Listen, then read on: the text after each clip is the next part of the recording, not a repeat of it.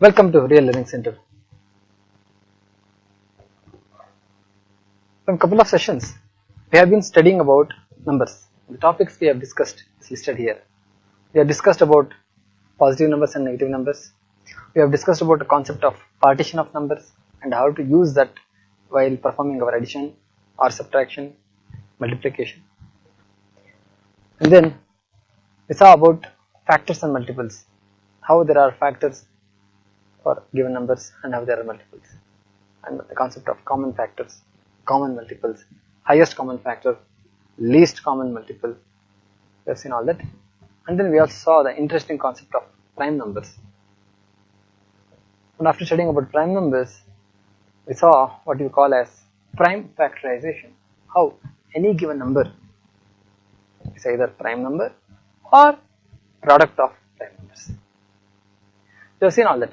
Now after studying these concepts, now we would want to apply whatever we have learnt in these concepts in real world scenario. I mean, what are the uses in our practical day-to-day life?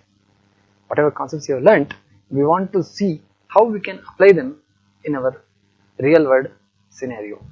So we have taken a couple of problems, interesting real world problems to solve using the concepts what we have studied. So for each topic we have chosen some interesting problems, and then we also have given a couple of practice problems to you to further strengthen your skill. So let's begin today's discussion.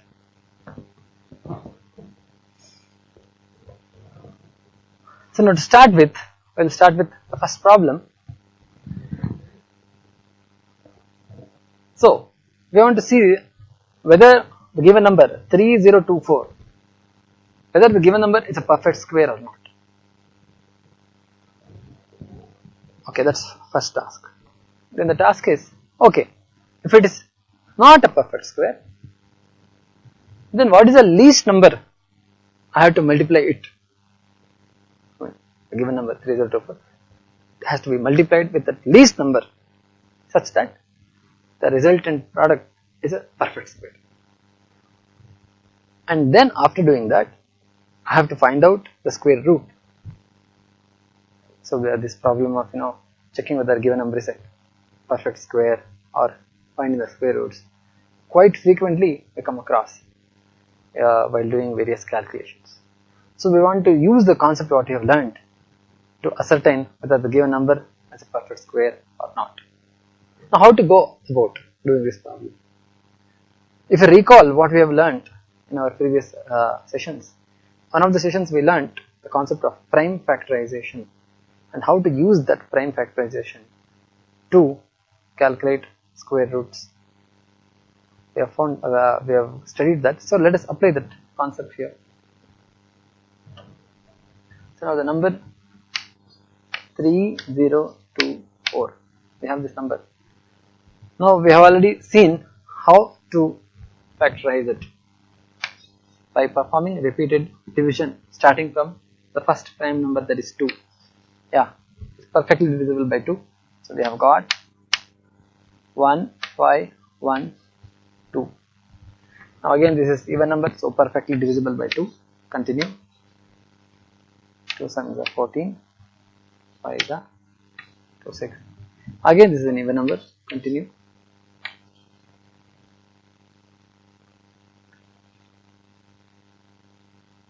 7s are. Again it is perfectly divisible by 2. 2 1s are 189. Now it is not divisible by 2 because it is an odd number. Now to check the divisibility of 3, now add 8 to 1, we get 9. 9 plus 9 is 18. Okay, and 18 is nothing but 1 plus 8, that is 9, which is a multiple of 3. So it is divisible by 3. So 3 6 are 18. Now 3 3s are 9. Now 63. 6 plus 3 is 9. Again it's perfectly divisible by 3. 3 2s are and 3 1s are. Now 21 is of course multiple of 3. 3 7s are. Since 7 is a prime number, we are going to stop the repeated multiplication here. Now let us sum it up here. 3024 is equal to 2 how many times? 1, 2, 3, 4. 4 times 2 we have. So I can write it as 2 into 2 into 2 into 2, or I'll shorten it as 2 power 4. Okay, and then now we have 3 into 3 into 3. That is 3 times, that is into 3 cube. And we have got 7. Okay, and 7 1 times. So I'll write 7 power 4. So after factorizing the given number into its prime factors, now the task is, how do you say whether the given number is a prime or not? So let us see that. The solution steps. The first step I have already done it. First step is to calculate prime factorization and check for even powers. Okay. Now 2 power 4. 4 is an even number. So that's it's even, so we can go ahead to the next number. 3 cube. 3 is not even. This 3 is not even. 7 power 1 is not even. So since all the powers are not even, we can say that it is not a perfect square. If all the powers were even, then the given number is a perfect square. Okay, since it is not, so the concepts we have already discussed, so I will not go to the concepts, I am only going to the steps of how to solve it. So since in our case the powers are all not even, so it is not a perfect square. Now, okay, after finding that it is not a perfect square, how do you make it a perfect square? So in order to make it a perfect square, take those prime numbers, I have explained here, take those prime numbers 3 and 7 which doesn't have even powers, so multiply it, this particular prime number, with itself once, 2 power 4, okay, take it as it is, into 3 cube into 3, just multiply it once, into 7 power 1 into 7. So now it becomes 2 power 4 into 3 power 4 into 7 square. Now here all the powers are even. Since all the powers here are even number, so this particular number is a perfect square. Now how to get what is the value of this number? One thing is to find 2 power 4, that is 16, then find 3 power 4, it's a big number, and then find 7 square, then multiply. It's very cumbersome. So how to reduce our task? So I already know the value of 2 power 4 into 3 power 3 into 7, that is 3024. I already know it. Okay, so I will directly use that number 3024, okay, multiply it by the new numbers what I have introduced, that is 3 and 7. These two are the new numbers what I have introduced, so I multiply it here. So I will get my answer if I just multiply 3024, 3 and 7. Now one thing I can do is I can separately multiply by 3 and separately multiply by 7, or what I can do is I can multiply 3 into 7 and then I can use that product and multiply it with 3024. Now we have studied partitioning of numbers, so we can try to use it. In multiple ways we can use it. One of the ways I will try to use it and reduce my calculations. So what I will do is, this is same as 3024 into, 7 into 3 is 21. Okay. Now if I find this particular number, that's enough for me. Now how to do this multiplication?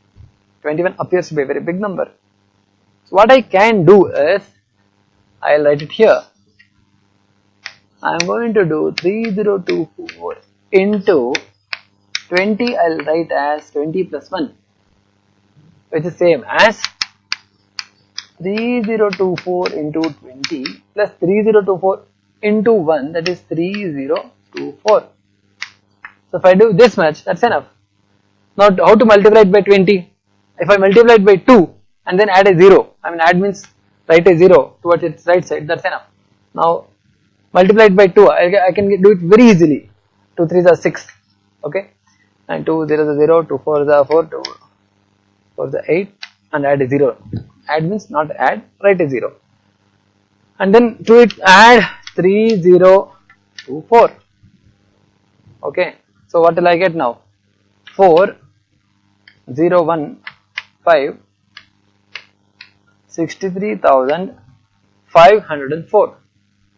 So this is the perfect square. I mean, I had to multiply 3024 with 21. Okay.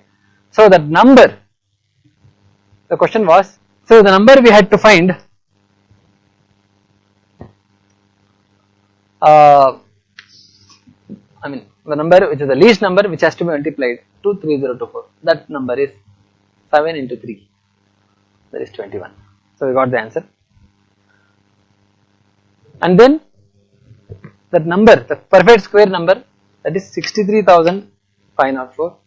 We have got that number also.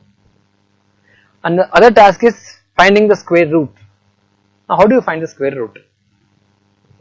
So here the perfect square number is here. Okay. Now how to find the square root?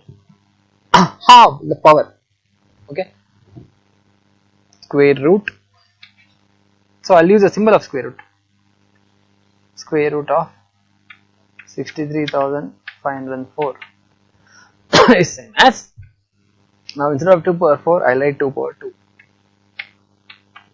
Instead of 3 power 4 I'll write 3 power 2. Instead of 7 square I'll write 7, because I have reduced the powers by half. That will give me square root, because 2 power 4 is nothing but 2 square into 2 square. I'll get 2 power 4. And 3 power 4 is nothing but 3 square into 3 square, 3 power 4. 7 square is 7 into 7. So in this way I am finding the square root. Now to find the actual number I have to perform multiplication. Again I can use some interesting techniques here. So 2 square 4, 3 square is 9, 7 square, sorry 7 raised to 1 is 7. Now I can perform in any order. Either I can multiply 9 4 that is 6 into 7, or I can choose to do 7 4 28 into 9. So I'll try that. I'll get 7 4 28 into 9. So what can I do here? 28 into 9. One thing is, I know 9 is 10 minus 1. So 28 into 9 is nothing but 28 into 10 minus 28. So you have to reduce 28. That is one way to do it. So you'll get about 280 minus 28. Now if it's a bit difficult, I can do the other way. What I can do is, 28 is very close to 30. So I'll find 9 into 30. Okay. 9 into 30 will be a bit bigger number. How much bigger it is? 9 into 28 is nothing but 9 into 30 minus 9 into 2. Okay. I can write it as 9 into 30. I'll write it in another way. 9 into 30 minus 9 into 2. Because 30 minus 2 is 28. Now how to find 9 into 30? It's quite simple. 9 3s are 27 and a 0 next to it. So 270 minus 9 2s are 18. 270 minus 18. I will get 270 minus 18. How to do it? Again I can use a technique. Instead of subtracting by 18, I can subtract by 20 and then add 2 to it. 270 minus 20 is 250. Add 2 to it, you will get 252. 252 is my answer. Square root of 63,500. Now having seen one problem, now I want you to practice more problems. So by practicing, you can learn this art of finding the number which you have to use to multiply the given number to make it a perfect square, and actually finding the square root. So here I have got problems for you. You can see, find the least number which has to multiply to make the following numbers perfect square, and after finding that number, also find the square root of the obtained number. So note down these problems. Now we will go to problem number 2.